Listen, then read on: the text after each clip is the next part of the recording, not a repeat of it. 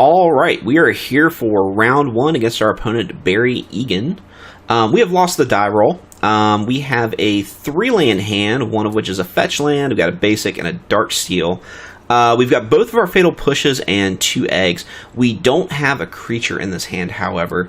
Normally, you would want to mulligan a hand that doesn't have some sort of creature, either a Disciple of the Vault or one of your Togs. But I think that we're going to go ahead and we're going to keep it. The fatal pushes may be good if our opponent's playing a lot of creatures, and we do have a couple of eggs that we can just sacrifice to get draw cards if needed. So I think that's what we're going to do. We're going to go ahead and keep. Opponent plays a Spirebluff Canal. That kind of suggests that we may be playing against Storm, in which case the fatal pushes may actually be pretty good. And we drew a Ravenous Intruder, which makes this hand much better. So I think what we're going to start with is a Darksteel Citadel. And we're just going to play a Terrarian. The Terrarian comes into play tapped, so you want to cast these on turns where you don't have something else to do with them. Because if you do need to sacrifice them for the mana, you want to make sure that they're online for it. Opponent has an Opt. Maybe they're playing our Opt version of Blue-Red Baral Storm. Maybe they saw our video. Maybe we're internet famous. I highly doubt it. Opponent plays another Opt. Might be digging for a land here. Opponent finds a Shivan Reef, which definitely suggests that he's playing Storm. Yeah, and he's playing Sleight of Hand too. A lot of cantrips, likely playing Storm. At this point, if he was digging for a land, it might mean he's now digging for a Baral or a Goblin Electromancer. Either way, we're going to save black mana up. I don't think we're going to cast our Ravenous Intruder this turn. I think we're going to hold up black mana so we can fatal push a creature so he doesn't have the potential to combo off. But we're going to do it with a Bloodstained Mire because we are going to eventually need a dual land for this Ravenous Intruder. So I think what we're going to do is we're going to play a Chromatic Star, and we're going to pass the turn. And if he does play a cost-reducing creature, then we can kill it with Fatal Push as he tries to go off. Fortunately for us, we do have a lot of experience playing Storm, so I do have a good understanding of how his deck functions if he is playing Storm, which at this point it's not 100% certain that he is, but it is very likely with what we've seen. The downside to knowing so much about how to play Storm is that we obviously know exactly how screwed we are if he starts comboing off. But we do have a lot of good cards to bring in from the sideboard. We can bring in another Fatal Push to kill off his creatures, and then we also have 2 more discard spells to help get rid of his Storm combo pieces as well. Opponent is cantripping like a mofo. He is digging. Opponent's also taking 2 points of damage off of the Shivan Reef, which is nice for us. Opponent finds another land. Oh shoot, we F6'd and we didn't want to F6. We wanted to fetch at the end of his turn. But that's okay. That's okay. We are going to go ahead and fetch now. It sucks because it's going to cost us 2 life, because now we have to fetch a shock. But we're going to play our Swamp. We would like to play our Blinkmoth Nexus so we could potentially attack with it in the future. But we need to leave black mana open for a Fatal Push if need be. Now, if our opponent has a Lightning Bolt, we will probably sacrifice one of our eggs to help save it. Actually, we could potentially sacrifice our Darksteel Citadel to save it, because we have more lands in hand than we really need. And we do have another Citadel in hand. Gotta be careful with that F6 button. I have a tendency to use F6 as a way to save time, because I am explaining a lot of things in these videos, which tends to take a little bit more time than it needs to when I regularly play without doing all of those explanations. So I have a tendency to F6 to try to save that time, but occasionally I do make some mistakes F6ing when I have things that I would like to do. For those of you who are unfamiliar with the interface of Magic the Gathering Online, if you hit the F6 key, that basically means that you're giving up priority for the rest of the turn. Opponent has a Baral, and he's going to start to try to combo here. While he is tapped out of mana, this is the perfect opportunity for us to fatally push Baral into a chasm of whirling gears, it looks like. Now, this doesn't mean that the opponent can't continue to combo off, but it is very difficult unless he has another cost reducer in hand, and then say like a Manamorphose to get the blue mana. But waiting there until he casts his first ritual basically means that not only does he loses his Baral, but he also has 1 less ritual to continue his combo with. Opponent's going to pass the turn to us, it looks like. We draw a land. So we're going to play our Blinkmoth Nexus now, so we can attack with it next turn. But we are going to attack, and we're going to sacrifice our 2 eggs. We wait till our opponent's block step, even though he's tapped out and he has no creatures. So now we're going to sacrifice our Terrarian, drawing a card. We drew a Disciple of the Vault. That's really good. And we'll go ahead and sacrifice our Chromatic Star as well. We drew a Terrarian. The opponent's going to take 5. That brings him down to 12. We'll play our Disciple of the Vault, and we will play our Terrarian. And this way we can leave up Blood Crypt for Fatal Push. So we'll pass the turn back to our opponent. Looks like our opponent doesn't have anything. And we drew another Disciple of the Vault, which is going to be really, really hard for our opponent to survive this turn. So we may potentially have the victory here this turn. We're going to play our Darksteel Citadel. And we're going to go ahead and attack with both of our creatures. Opponent's got mana open, however, so he could have a Lightning Bolt or some other removal spell. So he goes to his block step. We're going to go ahead and sacrifice our Terrarian. Gotta click all these Disciple of the Vault triggers. Let's see what we draw off a Terrarian. Draw another land, hitting our opponent for 2. Oh, we should have attacked with the Blingmoth Nexus as well. That was kind of a bad move. Alright, now we're going to go ahead and sacrifice our Darksteel Citadels. Now we could sacrifice... Yeah, if we sacrifice our other Darksteel Citadel, that means that we basically win here. I'm going to float a mana first, so I can activate Blingmoth Nexus if I need to. And we should be attacking for the win now. Yeah, 7 damage to 6 life. Yeah. Opponent has something. Opponent is going to Manamorphose to hopefully draw into something that helps him survive this turn. And opponent dies. So we will be going into game 2 of this round with a win in our belt. We could bring in Nihil Spellbomb for Past in Flames. We can bring in the Inquisition of Kozilek and the Duress to get cards out of his hand. And we have Fatal Pushes for his cost-reducing creatures. Now, things that we don't necessarily need right now. We don't need the Shrapnel Blast, I don't think. They do help us close games very quickly, but I don't think we need them all.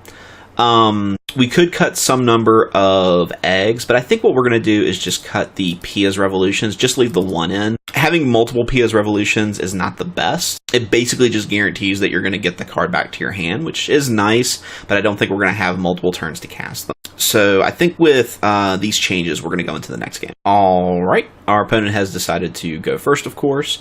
This is a 4-land hand.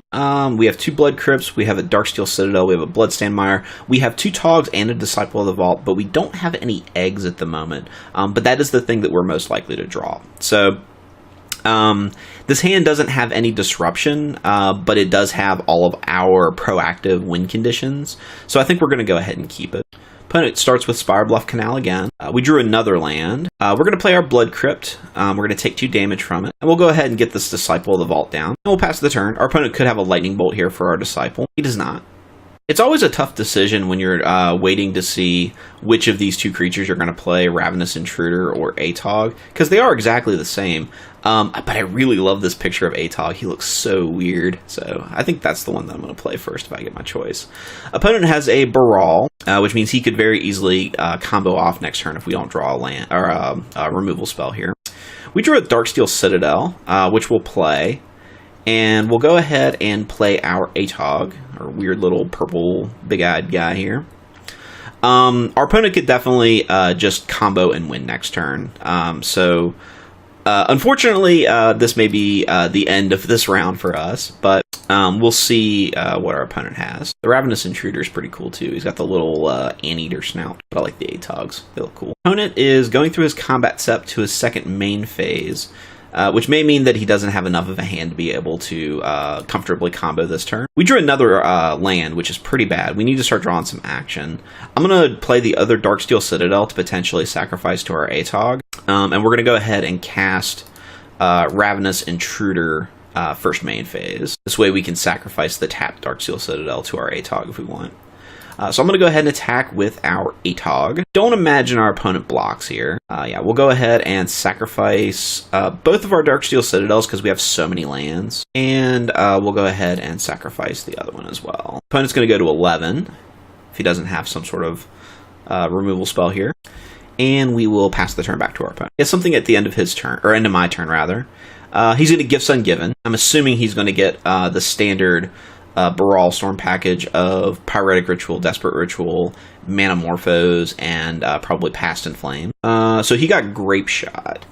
So what I think that probably means that he has the Past in Flames in hand. Let's see, what does that mean? That means he has 3 mana, potentially 4 mana when he plays a land on his turn.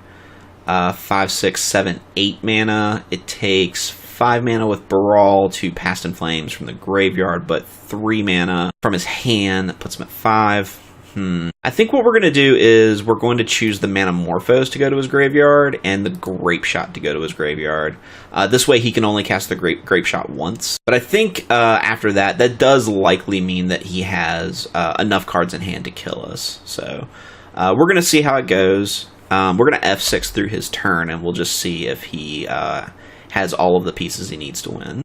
Yeah, the opponent has the Past in Flames, and he's got enough mana to keep going now. So I think it's going to be safe to say that we can't win this one. So we're going to go ahead and concede this game. And we'll go back to the sideboard. I don't think that we're going to be changing anything, but I think what we're going to be doing is we're going to be mulliganing a little bit more aggressively for some interaction, because I don't think that we can just let him goldfish us. All right, going into game 3, we're looking at our hand. It's a very land-heavy hand. 5 lands, 2 eggs, no interaction. Unfortunately, there's no way that this hand's going to be fast enough to beat him, so we do have to mulligan. This hand is a 3-lander with a Fatal Push, an ATOG, and an egg. I think that this hand is perfectly acceptable. I think that we have enough interaction to be able to deal with at least one of his cost-reducing creatures. Disciple of the Vault is another one of the pieces that we need to make our victory occur, so I think we're going to keep him on top. And I think that what we're going to do is play our Blinkmoth Nexus, and we'll play our Chromatic Star first turn, and we'll pass to our opponent. Normally, I think we would have played our Bloodstained Mire there, but we don't want to fetch away the Disciple of the Vault. Opponent has a Serum Visions on his first turn, another Spire Bluff Canal for turn 1. All right. So on our turn, we have the potential of casting ATOG now, but then we're tapped out for when he casts his creature. Usually they can't combo the turn that they play one of their cost-reducing creatures, but occasionally Storm does play Simian Spirit Guide, which would let him combo. So in order to play around Simian Spirit Guide, I'm going to play Blood Crypt, and I'm going to play Disciple of the Vault. And we can leave up Fatal Push because we can sacrifice our Chromatic Star to get the black mana with our Blinkmoth Nexus. So we'll pass the turn back to our opponent. Opponent is cantripping this turn. Opponent finds a land, finds Basic Island. Looks like he's going to cast Sleight of Hand again. Looks like our opponent's going to pass back to us. And we draw a Terrarian. We'll play our Bloodstained Mire. And we're going to play our ATOG. We're casting ATOG with our Blinkmoth Nexus because we want to leave open Fatal Push if we can. So we'll go ahead and just attack with our Disciple of the Vault. Opponent takes a point of damage, and we'll pass the turn back to our opponent. We will remember to not F6 during his turn, so we can sacrifice our Bloodstained Mire at end of turn. Opponent is Lightning Bolting our Disciple of the Vault. We could sacrifice the Chromatic Star here just to get a point of damage across, but I think that that's fine. I think we can just unfortunately lose our Disciple of the Vault. Opponent is going to play Baral. All right, end of the turn, we're going to fetch. We'll just go ahead and get a basic Swamp here, and we'll Fatal Push Baral. And let's see, we get another fetch land. We'll go ahead and play it. We'll play our Terrarian, and we are going to activate our Blinkmoth Nexus, and we'll come across. Let's go ahead and sacrifice our Terrarian, draw a Stomping Ground, and let's sacrifice our Chromatic Star. We get a Fatal Push. That is a perfect draw there. So we're going to come across for 6, bring our opponent down to 13. We're going to leave Bloodstained Mire open so we can fetch a Blood Crypt, so we can cast Fatal Push if need be, if he casts an Electromancer or another Baral. Opponent does have an Electromancer. Now, our opponent could have a Remand or a Negate here that he can use to protect the Electromancer. Hopefully it's a Remand. We are going to still Fatal Push at the end of his turn, and he didn't have a protection spell. We drew a Ravenous Intruder, which we're going to cast, but first we're going to attack with the Blinkmoth Nexus and the ATOG, and we'll play the Ravenous Intruder. We drew a Wooded Foothills. We're going to save this Wooded Foothills. We will activate our Blinkmoth Nexus, and we will get across for 3. Not putting a tremendous amount of pressure on our opponent right now, but our opponent looks like they are needing to draw into an answer. Opponent is Pyretic Ritualing into probably Gifts Ungiven. Yeah, opponent has Gifts Ungiven. Alright. Our opponent has chosen a Poetic Ritual, a Desperate Ritual, a Past in Flames, and a Baral. I don't think we want to give him the Baral. He could potentially have another one in hand. This could be him faking us out. But I think we definitely need to throw that in the yard.